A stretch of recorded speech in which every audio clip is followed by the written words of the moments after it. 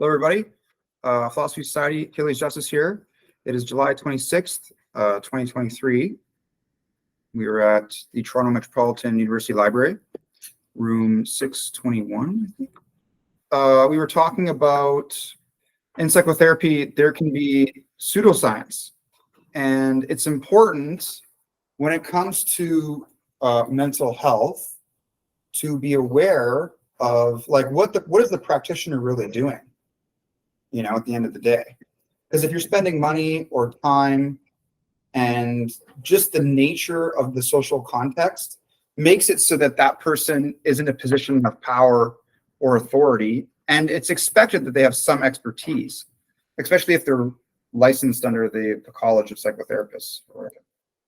So what I do, philosophical counseling, is based in certain philosophical principles, like being Socratic, for example. And it's very similar to what the Philosophy Society is based on, right? Like when we engage in any idea, like being Socratic is just not making assumptions, for example, and asking questions of clarification based on any assertion that is made.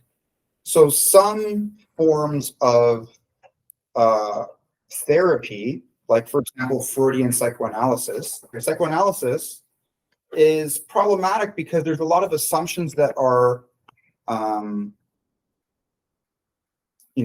embedded in the dialogue or the discourse.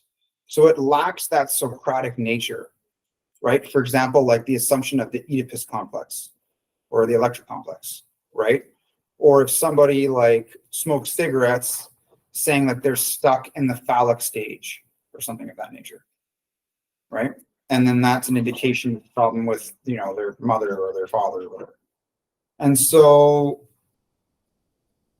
like in psychology, we can make predictions based on like averages. Like psychology is a statistical science to a large degree. And that's a good thing. Like evolutionary psychology, not really. It's more of like an explanatory understanding of how things could have been, or to explain why humans have certain instincts or behaviors.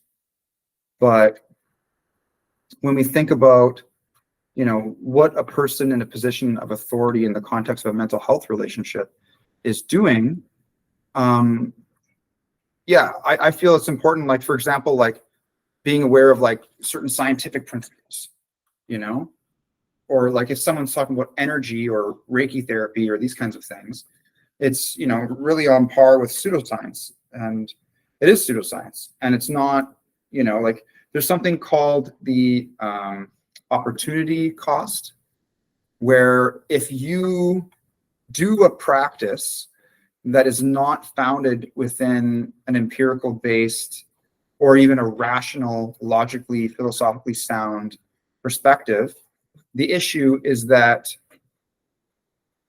you forego other time that could be invested in something that we know is directly going to improve your well-being, right? And it can just be a simple confusion. Like it doesn't even have to be as serious as a pseudoscience, Like I think there's something to be said about understanding our feelings or what it means to feel something or to sense something. And I think there's like an ambiguity with like emotion and feelings, because like it's almost like you're experiencing an emotion, but you're really like sensing that emotion. You're feeling the emotion. I would say they're almost two different things. And feelings is like the in the moment experience, almost gestalt experience of everything that's going on, including our emotions at the same time. And it may be challenging in the moment to understand what we're feeling in that instance, And I don't know, like I find that sometimes, like when we look at the David Burns stuff, there can be like cognitive distortions. Like our emotions can be misplaced, like if it's debilitating or destructive, right? Like anger and frustration and stuff like that. Like there may be a reason why I feel irritable. Like for example, today I have a housing kind of thing I do where I manage people to live with me. And it's very challenging. Like I have a lot of people that I have to manage on every day, And a lot of people don't like that. They don't like roommates or whatever because of the very fact of how stressful it can be. Completely get that. The reason I do it is it's a challenge for me to become a better leader and to train myself on a daily basis to stay sharp in that way, to regulate my emotions.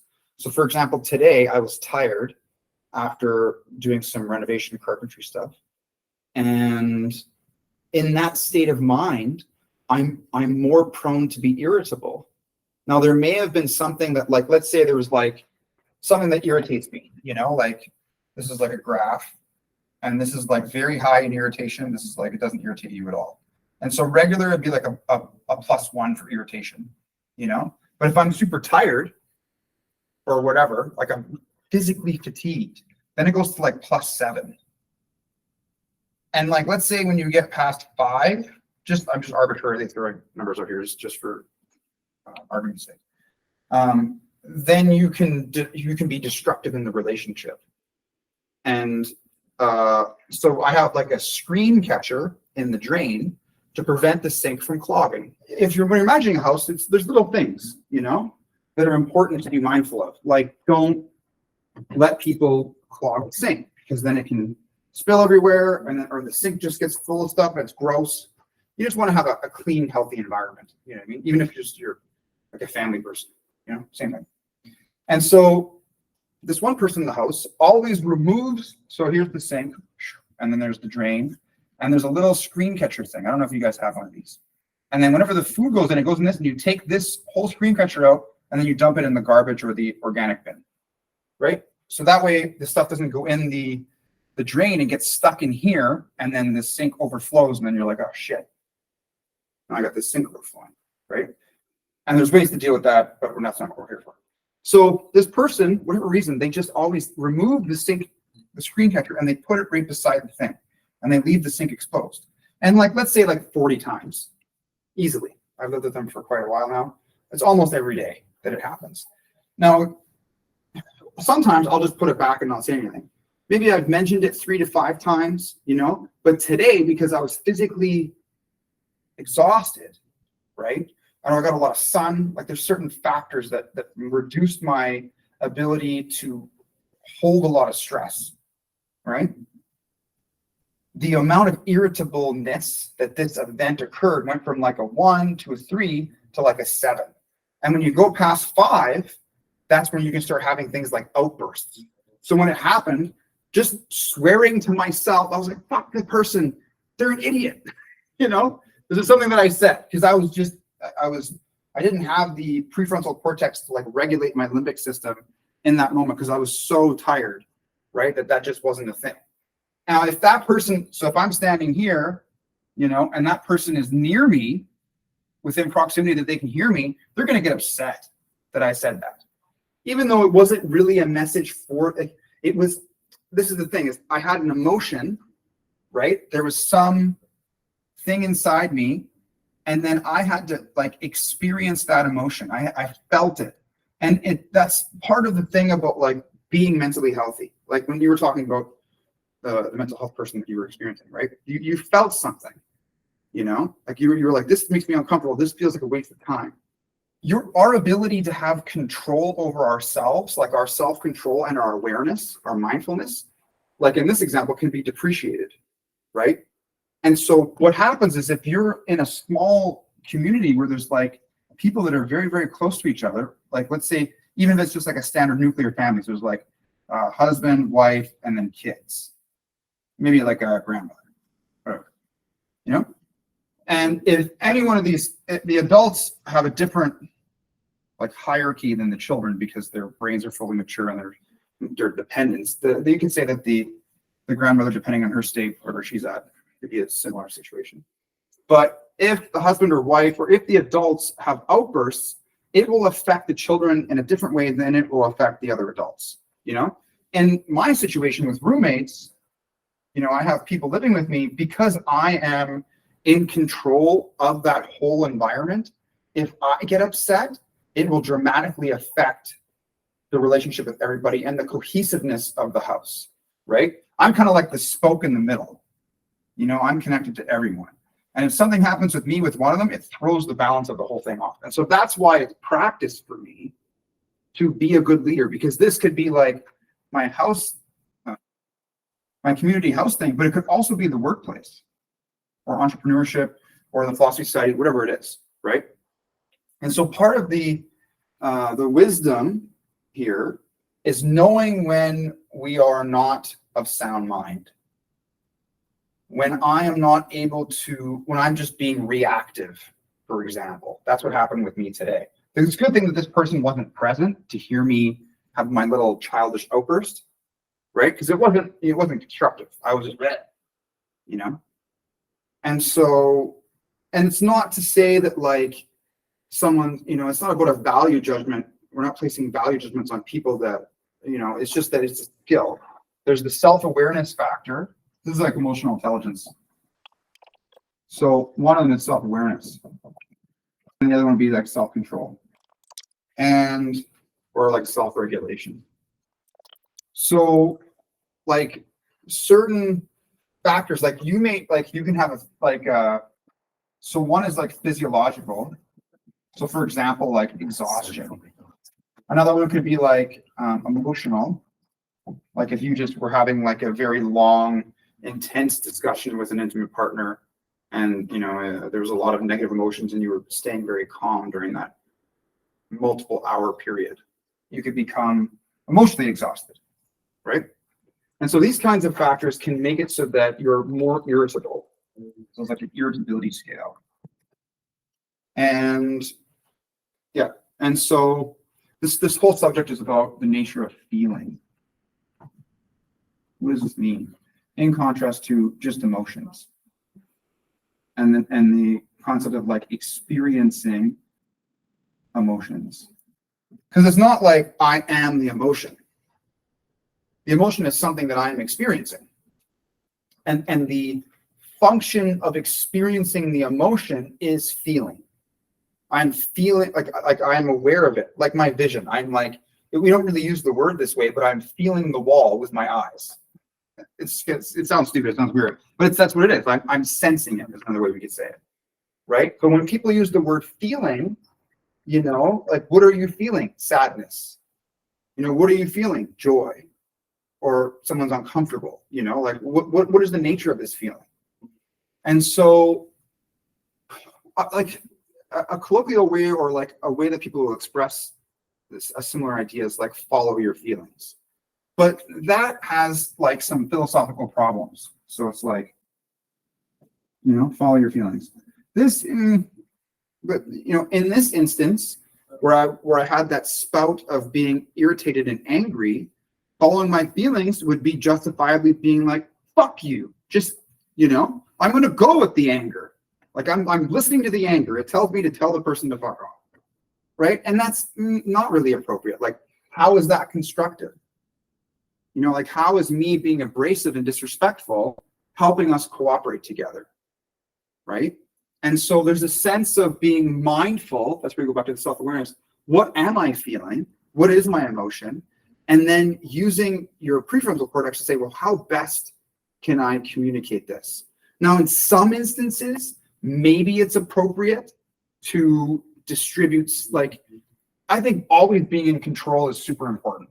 Like never letting our self-control go, you know?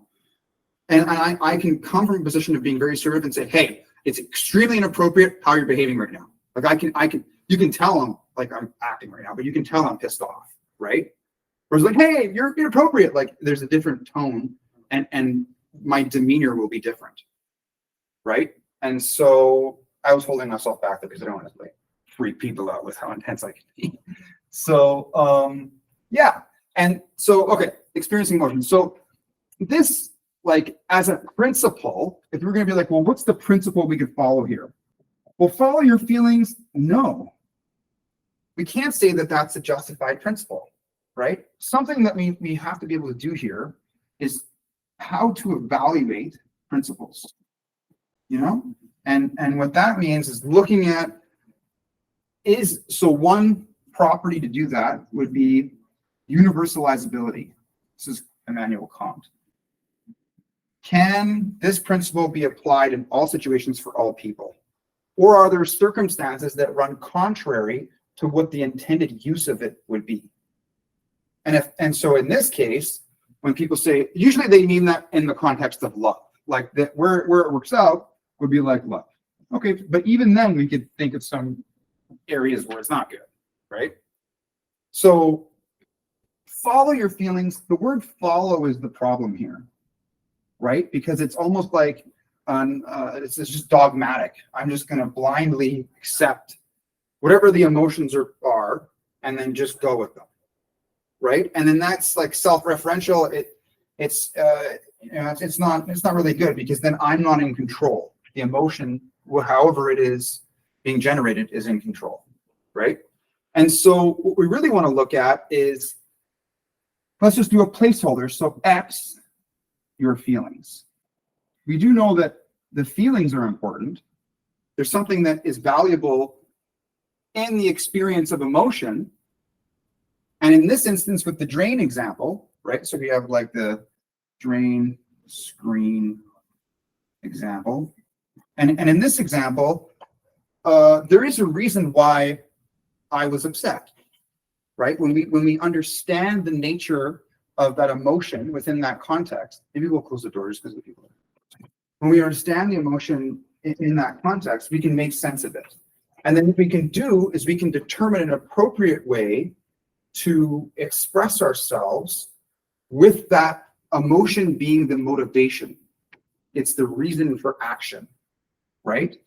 And so later, like 5 to 10 minutes later, the person came home and I exited my room, and because I had a few minutes to just be like, whew, I recognized that I had a spike here.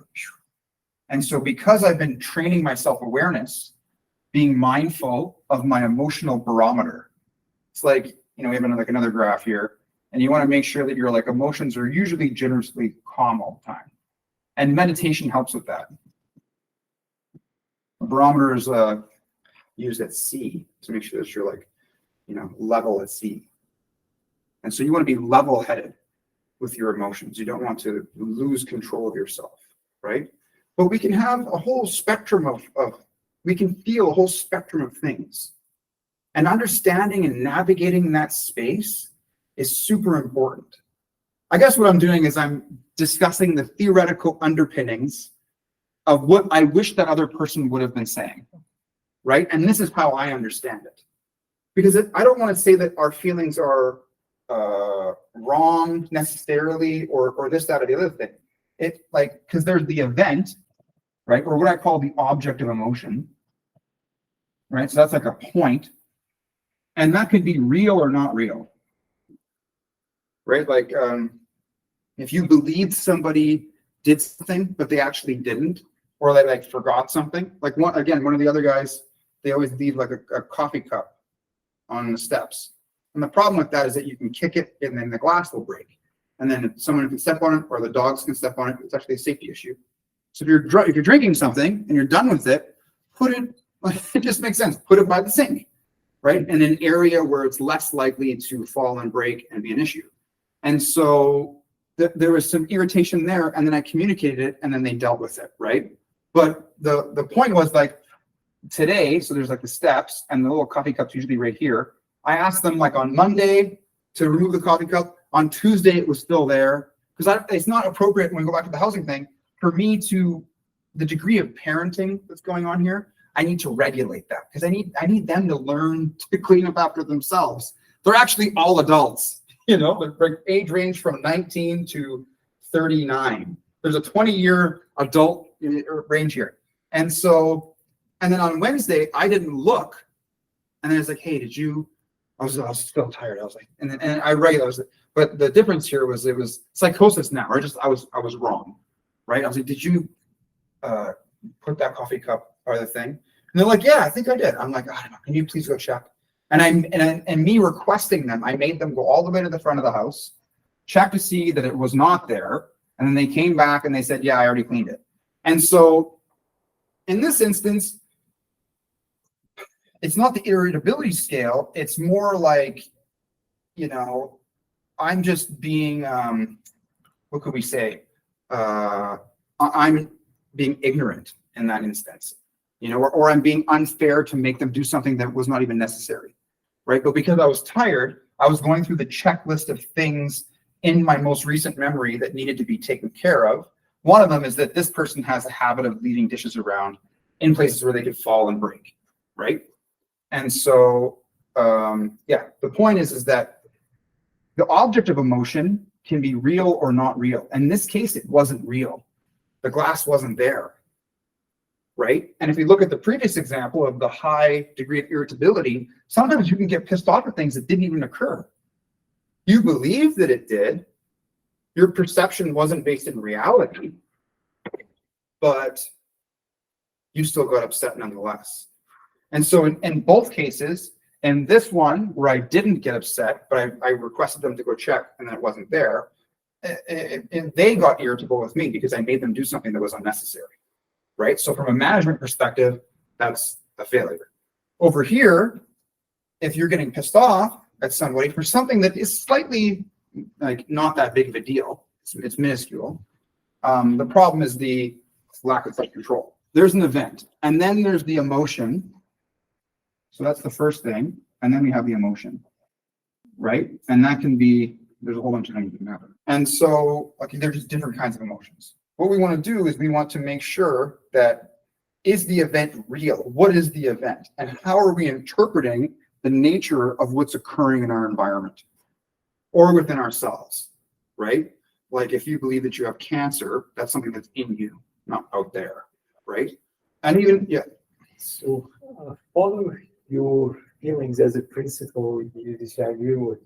Is there a substitute that you would recommend as a principle? Yeah. So we can maybe trade it with a question for sure. We can say, what am I feeling? Because what this does is it touches on the self-awareness property, which is super useful. The principle, still working that out. We could say, from a principle context, we could say understand. We can replace this with, see, this marker's done now. Just really okay. We can say understand your feelings. And understanding is similar to self-awareness, but as soon as we understand it, it's almost like a radar, you know? And there's like these things on the radar, and the radar is like moving in a direction. It's like going this way. And so you may have mapped out what you're feeling, like what the event is and the emotion, right? So this is what occurred. This is what I feel from the awareness of that occurrence. And then the very next thing, what's the next thing? There was an event. I felt something about that event, and now I'm going to do something or not, right? So it's event, and then feeling, usually our emotion, and then action, which is relative to control. What am I in control of? So when we look at the David Burns Cognitive Distortion Philosophy of Cognitive Behavioral Therapy course that we did last year, we're never in control of other people, right? The nature of, like, you could say free will or volition or agency is that they can do what they want, right? There may be some arguments or evidence of, like, we do allow people to have control over us, you know? Like if someone says, move that over there, and you just do it right away, was that person in control of you in that instance? You know what I mean? That's a different discussion. But the point is being aware of what the event is, being aware of what our emotions are, or just our general sense. Like it may be very ambiguous in some instances. Like it may be situational. I feel like I have anxiety, you know, but it's more this circumstance that I'm in. Like I'm aware of this thing, and my emotions are misplaced, right? And then you get regret after if you don't take action on whatever it is that's going on. Maybe you're anxious, you want to say something, you want to approach it and communicate something, but the emotion itself is in the way. And all that might be is a lack of mastery. We just might not be skilled at whatever this specific circumstance is, but you're in that circumstance, right? Like if you're doing sales, for example, for a company, or you have to talk with your boss and you notice some microfacial expression in the meeting, and then your mind, you hear a voice in your head, which is just your own voice, saying, tell them about that whatever thing that happened last week. Now's the time. But then you get anxiety because you're not really used to saying that kind of stuff, maybe. And then you don't do it. And then later you're like, oh, and then maybe you get fired a week later because they have a misjudgment of your performance when if you would have communicated that, their perception would be different. And so it's like, there's the emotion, but then there's also the situation, which is kind of like the event. But the situation is more like I'm in it. Event is like a past thing, right? The feeling stuff is present. And then we have like the future, like this is what I'm going to do. But that could also be in the present. Like I could premeditate, right? And be proactive in the sense that I'm visualizing how I will behave in the future. And then it occurs, and then I do what I visualized, right? That can be an effective way to prepare ourselves when we're unskilled. Sometimes, maybe the principle is inadequate. Understand your feelings is useful. That's one way we could do it. Or we could switch it to, what am I feeling? Right? Ask myself a question instead. But that still doesn't address the action or solving the problem approach. Right? So I may have things in my life. So in this instance, I became aware of myself, right? So what's the action here? I just went and lied down. I just stayed away from everybody for at least 15 minutes or so, right? Because I realized that I am the problem right now. Yes, there's these other issues in my environment, but if I'm having this kind of a situation where my irritability is so high that I'm having outbursts, I need to take a time out, right? I need to treat myself like a little kid. You're acting like a 7-year-old or a 4-year-old right now, and you need to go into your room and have a time out for a few minutes, right? And that's the best way to deal with that. It doesn't mean that I'm not going to take action and discuss the drain. It doesn't mean I'm not going to take action and communicate to the person to put the cup away, because those things are legitimate things to deal with. Why? Because I'm projecting in the future that, well, there's glass on the ground, someone can get hurt. If the drain overfills, there's a whole bunch of problems that are going to occur with that, right? So being proactive with these things is important. It's just whether or not these people, like in this specific circumstance with these people, whether they've turned it into a habit. And habituating things is a function of learning, right? And if so how do you teach people stuff? How do you train people things? One way is you could be coercive, which was this, right? If that person hears you when you have your outburst, or if you're being passive aggressive, right? You're like, maybe they'll hear me and I didn't have to say it to them directly.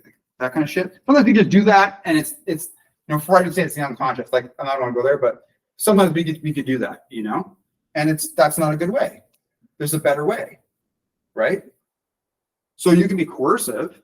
I'm going to force you through negative emotions to do what I think is best, right? That's one way. But then you can just be reasonable too, right? If it does make sense, like not clogging the drain, not having glass in the ground, sure. Then you get the check mark there. And why do you talk about it? That's your motivation, which is derived from the emotion of, it's okay if that pisses you off a little bit. It's what you do with the feeling that matters. Because your emotion, like the first time it happened, like when we look at like how many trials this thing occurred, if it's happening like to the 40th degree, that's a lot. And what that's going to do is it's just going to stack itself. And eventually you're just like, so if you don't act, if you are a passive person where you just allow things that do irritate you to persist, I'm going to hypothesize that what you're doing is you're just creating this, like an analogy would be like a bucket, and you're putting tokens of irritability into this bucket. You're compartmentalizing these emotions, And then as soon as you don't have the prefrontal cortex, like as soon as your glucose goes down, you don't have the actual physical energy to withhold how irritated or pissed off you are, that's when you have an outburst. So part of emotional management is not just throwing things aside to be dealt with later. And there's different reasons why people do that. They lack communication skills, they lack social skills, they're intimidated, right? And so what we do is we just, I like to just talk about mastery here. What does it mean to master something? And like to master something would like, so I did martial arts for 10 years, right? And they use this word like, there's the master, there's the person who has mastered the skill, or even in the trades, right? There's the master electrician or the master carpenter. And all that really means is if you give them any situation, they can solve it without mistake, basically, right? There's nothing they haven't seen. That's what it means to be the master. So for you to master your emotions would be that no matter what the situation is or what you're feeling, you have some way to respond to it. This is also like response. And I would say constructively, and being responsive is in contrast to being reactive. Being reactive, it may not be the best, right? Maybe you've trained yourself very well and you react in a healthy way. So that's good. That's like a habit, right? It's a healthy response. When I say response in this way, I mean like it's an action. It's like it's decided. I'm choosing to do it, which could be confused with just general stimulus response. I mean, you can have an ambiguity there. Okay, so yes. So when we talk about the principal thing, thank you for bringing me back to that. We want to evaluate our principles, and there may be good principles. I don't want to throw any out right now because I don't have any on hand that are solid. But the main thing is we want to be able to evaluate them, because we may have principles for action. Like, okay, one principle I have is it is better to have loved and lost than not loved at all.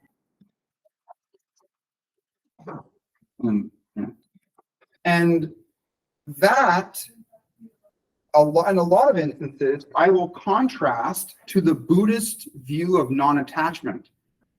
That I would say that if you are extreme in your Buddhist views, where you do not believe in being attached to anything, that, like, how can you love something then? To love something is to develop some form of attachment, I would say, right? And so my response to this conundrum is to say, I will accept the pain of losing things to embrace the joy of having them.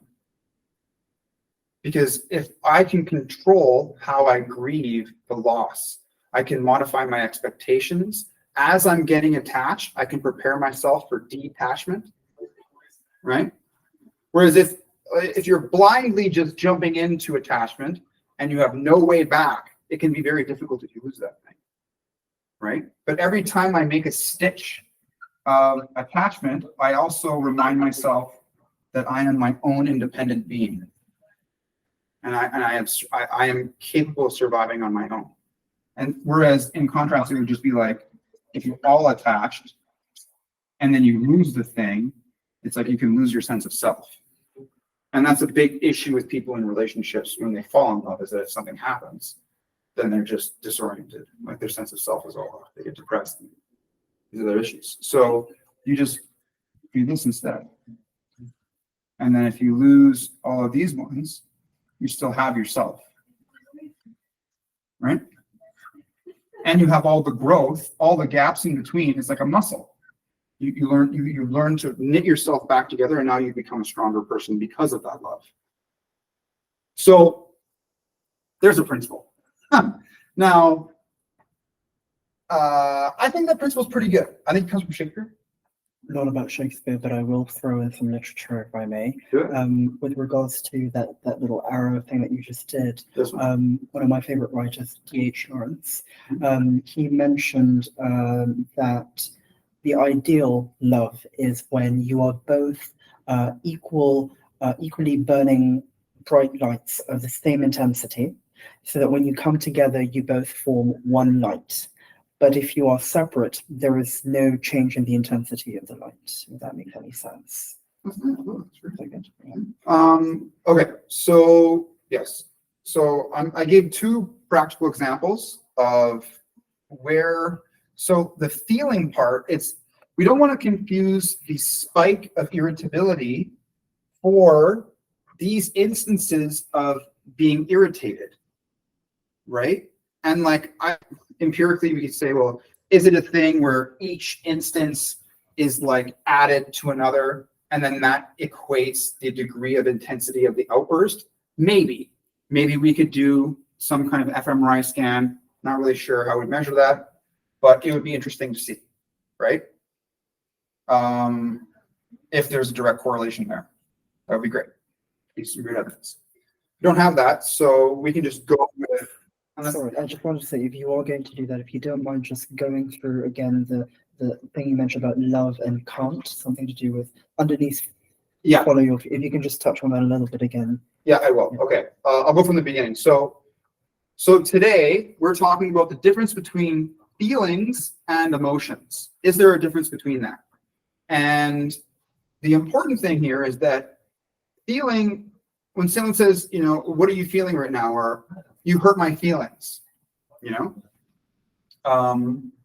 We really don't mean that feeling is equated with a specific emotion, but more that there's an awareness of the emotion. We're having an experience of our emotions. Yeah. And so there may be specific instances where you have an emotion and you will be aware of that emotion. You'll have your self-awareness. And what you do based on what you're feeling, what I'm sensing, I'm making a decision. So I want to have self-control or self-regulation. I want to be able to say, this really upsets me or this makes me feel really good. And I can either be very like in my mind about it, my prefrontal cortex, and plan how to respond or how to take action, or I can flow within my experience, which is also very good. Because sometimes we'll be in a situation where you do need to flow. It's like dancing, right? And human mating is a lot like this. We're in this together, we're flowing together. It's not where you stop and say, and how are you feeling right now? And then every instance you are checking with each other, right? Maybe in some instances you are, but usually people will just want to, they call it vibing. We're vibing together right now, right? We're feeling together and the experience is good. There are some times where something negative will happen, right? Maybe with some other person's behavior. And if we don't learn to respond to it and have a way to manage that, we can have like an outburst and get upset. And depending on the context, whether for me, the example of my community housing program or the workplace, or if you're in a situation with like a nuclear family, like a husband, wife, and a bunch of kids, having an outburst as one of the people that's at the top of the hierarchy or a leader can be destructive to the social unit. So that's not good. So we want to try to avoid that. And it can be destructive to the relationship itself. So for example, today, I was physically exhausted because of doing some renovation work. And my irritability went from like for a specific thing that I have been irritable about, went from like a 1 to a 7, meaning I went past the threshold of outburst. And I just was like, fuck this person, you know, for whatever they did. And it's not that me feeling irritable about this specific thing that's occurring is wrong. It's how I'm expressing that irritability that we could say there's probably a better way. And so there's the event, something that is occurring, which we would say is the object of the emotion. It's the thing that is causing the emotion to be generated in the first place. And that thing could be real or not real. So the other example was, I believe someone left a glass on the concrete, and I was in fear that that glass could be broken and then be a safety issue. And so I asked them to go put it away. The glass wasn't there. They already took care of it. And so in some instances, we may be having an outburst where our emotions were out of control. In other instances, even if you're calm, but the event isn't real, like if you tell your kids to clean the room and the room's already clean, right? It just, you're being ignorant in that sense. It's like this interjection wasn't necessary. We can have, okay, so we have the event, which is something that's occurred. We can presently be in a situation, right? And we can be experiencing emotions or some social circumstance. We talked about this briefly in previous classes. And then we can respond within the experience, within the present moment. And that's important. It's really important to learn how to flow with the experience. That's like the nature of self-defense. Like, you don't defend yourself after you were beaten up. You do it as it's happening, right? You don't like, right? That's what it is. Yeah. I think people that experience depersonalization or derealization, they lose that capacity, or is it dissociation? Excuse me. People that have a dissociative sort of personality, they tend to do that. They respond after the fact, which I think is not good. It's not healthy.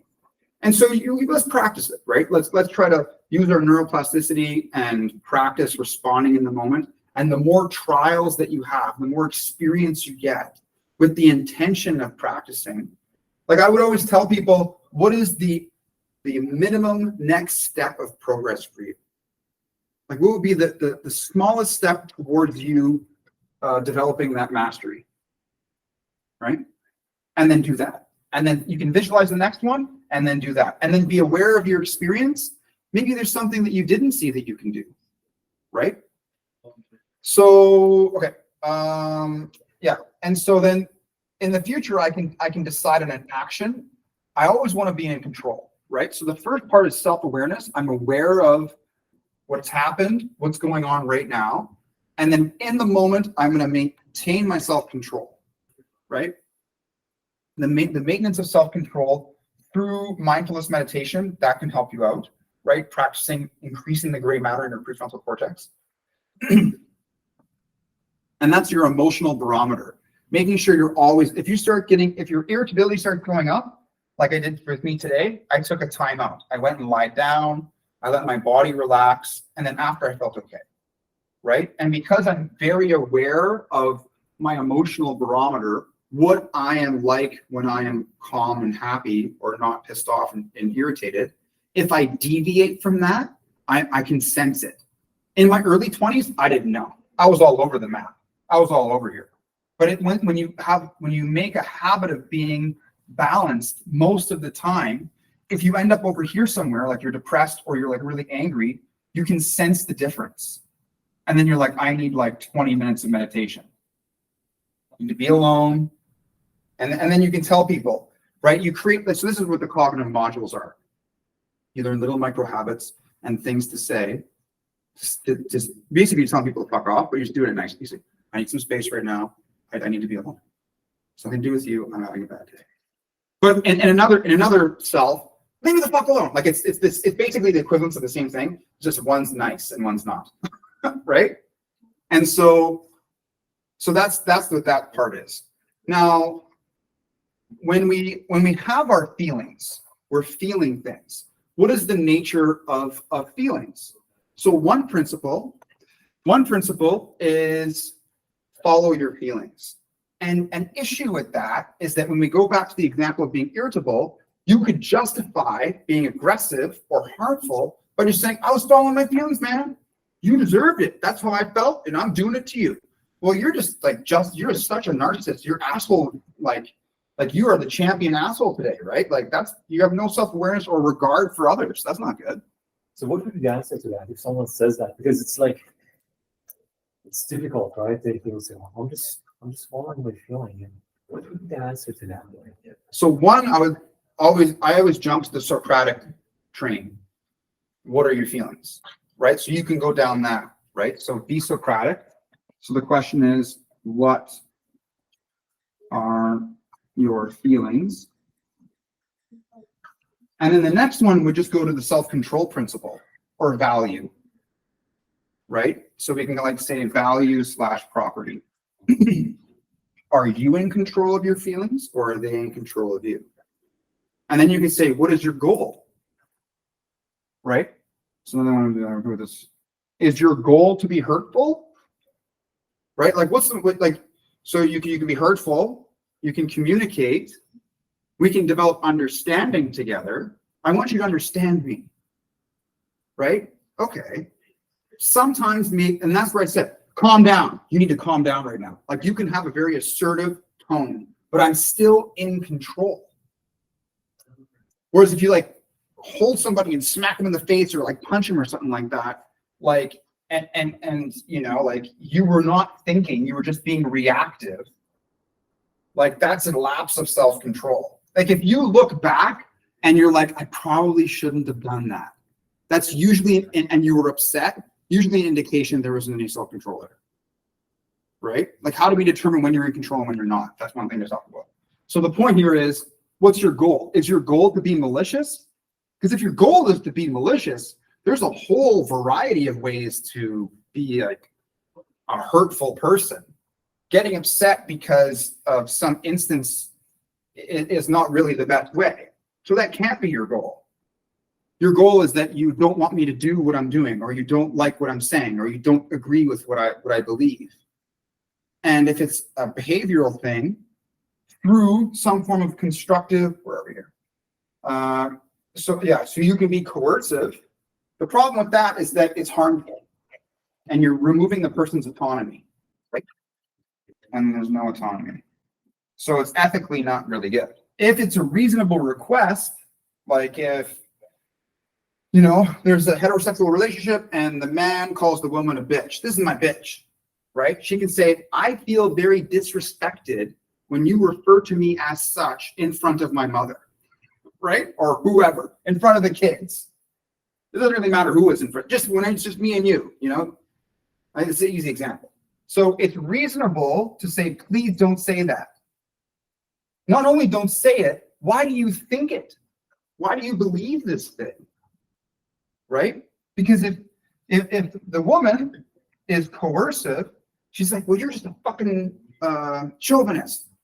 Or you're clearly engaged in patriarchy, and she's aggressive about it, then it's most likely not gonna, you're not being reasonable.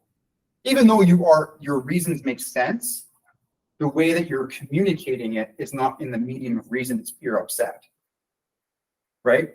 Okay, so to quickly finish summarizing. So boom, boom, boom, boom. So follow your feelings. So we're trying to understand the nature of feeling and emotion. And so we can have a principle, follow your feelings. The problem with follow is it's slightly dogmatic. There are issues with what we mean when we say that. So this doesn't really apply because it can justify the person that's angry. How do we respond to that? Well, what are your feelings? What's the best? So why do you feel this way? When we say, what are your feelings? What's the object of emotion? What event occurred to make you that you're experiencing, right? Like the feeling is down here. The emotion's its own thing. You're feeling all of this together, and then you're trying to sort it out and put words to it. The words come like here.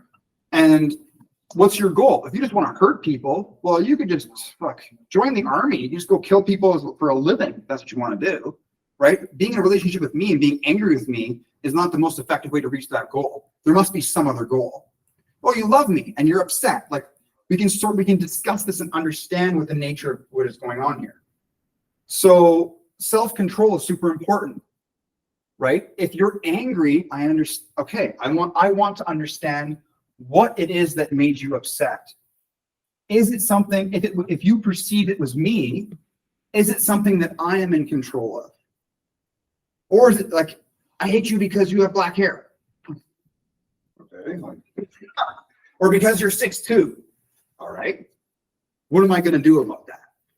Right? Am I going to cut my legs off? And that doesn't make sense, right? Or it's this because you're born, you have a European heritage. Okay, that's not something that I can control, right? But if it goes back to the other example of like the man being disrespectful to the woman, okay, well you can choose to not say that. You can have a different habit, or the person that does the screen capture, you can not put that there. You can not leave glasses on the concrete.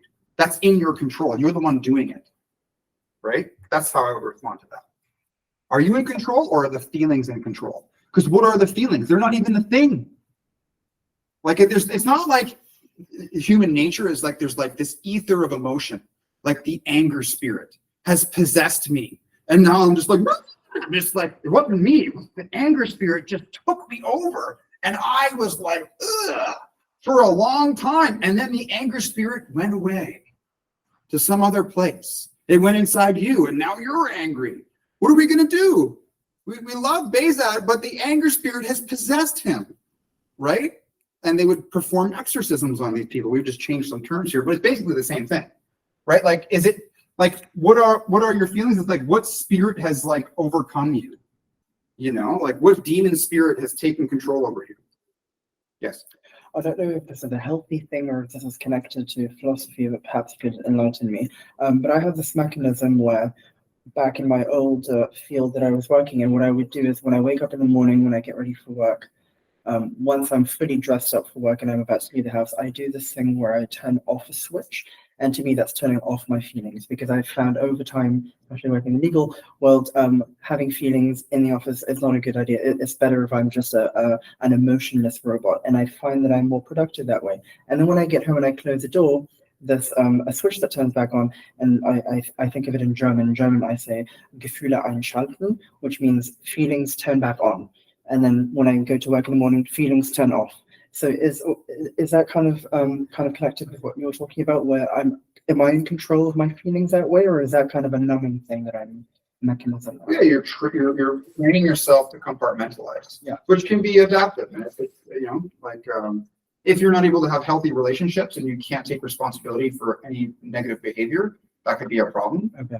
Right? If you're like actively training yourself to be a psychopath, it's like that's not necessarily good. But you know, like if it's like in a lot of environments, like you could say that's what professionalism is. Right.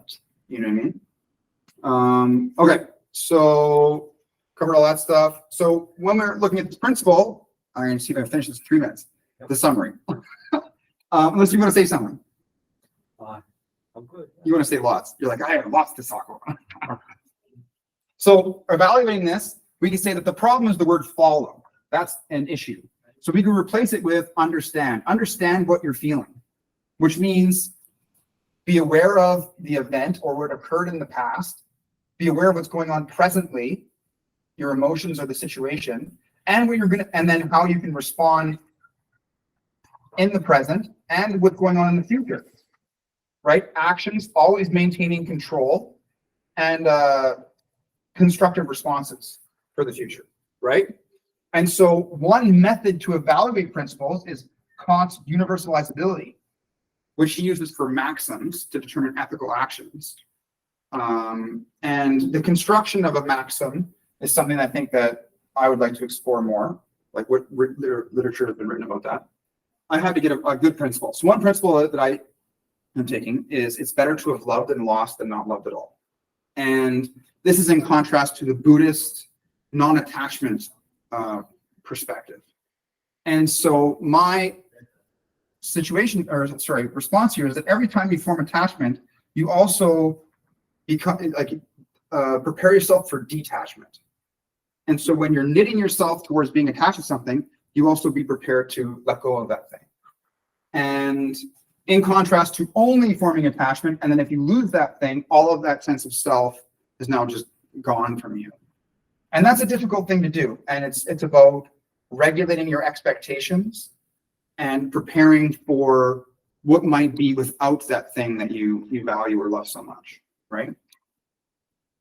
Okay, I think I did it all in a very short period of time. So, okay, Natalia, you listen to that thing or no? It's very interesting. Okay, that was the summary. Okay. Thank you for repeating it. That's wonderful. Yeah. Do you guys have anything you want to say in the last minute before you go on to your next journey? Do you have something to say? No, it was good. It's self-mastery, self-control, self-awareness. Yeah, all good stuff. So it was good. I just want to say in terms of synchronicity and Carl Jung, I think it's great because I was actually speaking about feelings and love today with one of my mentors this morning. So great connection to finish off the day. Good. I did this because I'm trying to show you a contrast. This is what I would base my understanding in my counseling practice off if someone is feeling something. What does it mean to feel? What are our emotions? And what is the nature of that whole context, right? And I think that this is pretty good. Like I would say if there's a lot of points to discuss, it seems that it gives you more empowerment and control, right? It's as like a utility, in its utility or as a tool, what you said earlier prompted me to go into this. About psychotherapy being useless. Some of it being useless, and then this is a contrast. I think this is very useful. Oh yeah, definitely. It throws the Socratic method and philosophical way of thinking into relief, which is good. Cool. Okay, Natalia, what do you think? Anything that you wanted to talk about today? Say it again. Is there anything that you wanted to talk about? Not really. It's all clear. All right. Okay, well, maybe we'll just call it there, because if you guys are going, I went through my spiel. Is there anything else I really wanted to say about this? That's basically it. And then it's just like, how do you increase self-awareness? How do you increase self-control? You know? And then you can go through specific examples. But this is, this is basically it. I guess the next part would be like how we can evaluate principles some more. Okay, so I will post this once Dennis edits it to YouTube, and then that's good. All right, Natalia, hope you have a great trip, and then hopefully we'll see you online next week. Thank you, guys. Yeah. See you.